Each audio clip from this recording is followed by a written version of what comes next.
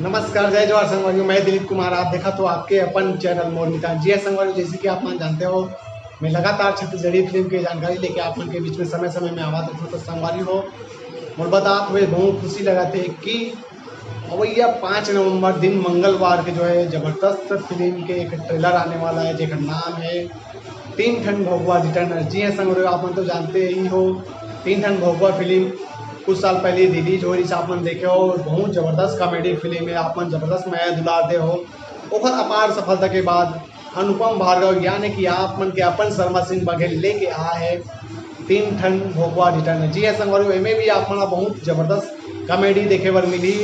मैं आप मन बता देना चाहता हूँ कि ये फिल्म के जो मुख्य अभिनेता के आप रूप में अपन देखूँ, हमारे छत्तीसगढ़ के कलाकार मन ला जो है क्रांति दीक्षित जी है और अमित चक्रवर्ती है और अनुपम भार्गव जी है। जी हाँ संगवारी, ये मन ला आप मन देखो मुख्य भूमिका के रूप में, और भी अच्छा अच्छा कलाकार मन ला आप मन ये फिल्म में देखूँ। तो और ये फिल्म के जो निर्माता है मोहित कुमार साहू जी और निर्देशक के भूमिका में है अनुपम भार्गव जी। जी है संगवारी हो, तो आप मन जरूर ये फिल्म ला देखो, माया दुलार दो।